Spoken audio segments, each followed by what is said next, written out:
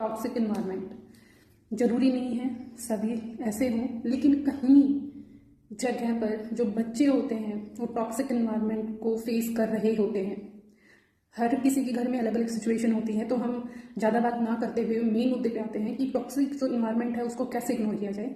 तो पहली बात ये है कि अगर आपको कुछ करना है लाइफ में, कुछ आगे बढ़ना है, सिंपल सी बात है, चीज़ों को इग्नोर करो। इग्नोर कैसे? खुद को माफ़ करो, सामने वाले को माफ़ करो, या तो उसको कुछ चीज़ें, अगर उनकी कोई भी वो बात बोलते हैं, लगा लो डेली कुछ चीज़ें बोलते हैं, तो एक शब्द उनमें जरूर कॉमन होता है ना। पक्का कोई गाली होगी या कुछ भी होगा, एनीथिंग, कुछ भी हो सकता है। तो आप क्या करो, उस टॉपिक को पकड़ो, उस शब्द को पकड़ो और उसको जोक में लेना स्टार्ट कर दो, मजाक में लेना स्टार्ट कर दो। आप लोग ना धीरे धीरे, आप देखना आपको वो सारी चीज़ें फिर मजाक में लगने लगेंगी। एक शब्द को पकड़ो, उसको, उस पर कुछ भी सोचो, कुछ भी, और उसको मजाक में लो और हंसने लगे, तो लोग आपको फिर पागल कहेंगे, क्योंकि ये सबसे बेस्ट तरीका है खुद को संभालने का। या फिर ये सोचना कि जैसे आप देखिए, जब तक कोई भी सामने वाला इंसान हमारे लिए हार्मफुल नहीं होता, घातक नहीं होता है, हमारी लिमिट है उसको क्रॉस नहीं करता है, और उस लाइन से परे परे अगर वो बक बक बक कर रहा है, कुछ भी लगा लिया, आपकी कुछ तकलीफ आपको छोटी मोटी दे रहा है, तो जैसे पेरेंट्स होते हैं जो टॉक्सिक इन्वायरमेंट क्रिएट करते रहते हैं, घर में लड़ाई झगड़ा, टेंशनबाजी, आपको सुनाना, किसी भी एंगल से आपको द्वेष, आपको दोष देना, कुछ भी लगा लीजिए, तो इसमें आप यही सोच सकते हो, समझ सकते हो कि ठीक है यार, ये नहीं बदल सकते, इनको कोई समय ही बदल सकता है, अदरवाइज नहीं हो सकता। तो आप उनके पीछे अपनी ज़िंदगी खराब मत कीजिए, क्योंकि उन्होंने अपनी ज़िंदगी को जी लिया होता है, उन्होंने जो करना होता है वो कर चुके होते हैं। अब बारी आपकी है, आपका फ्यूचर है। अगर आप उनकी बातों से इफेक्ट होते रहोगे, रोते रहोगे, एंजाइटी, डिप्रेशन और अलग चीज़ें हैं, कोई किसी का वो मतलब किसी को परेशानी नहीं होनी है, खुद को ही होनी है आपको।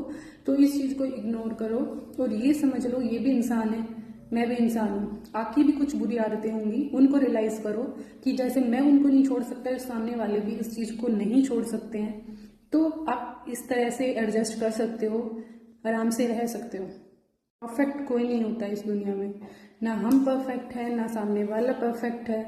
हर कमियां किसी में ना किसी में, हर कमियां मिलेंगी।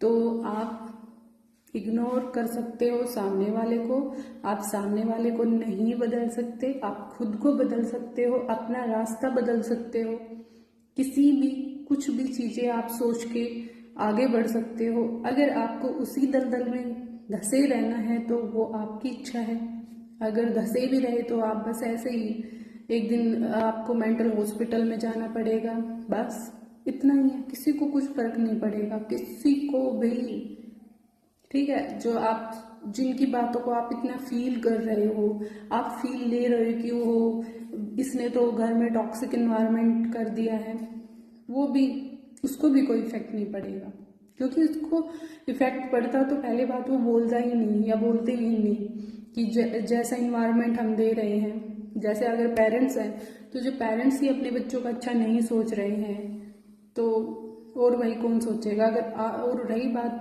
जब आप ही अपना अच्छा नहीं सोच रहे हैं तो सोचेगा कौन भाई? इस सिचुएशन में देखिए कि सामने वाला अगर हमारा अच्छा नहीं सोच रहा है, तो हमारी रिस्पॉन्सिबिलिटी है ना कि हमें खुद को सही रखना है, अपनी मेंटल हेल्थ, सब कुछ आपको रखना है और आगे बढ़ना है लाइफ में। इसी दलदल में धंसे रहना है, वो आपकी इच्छा है।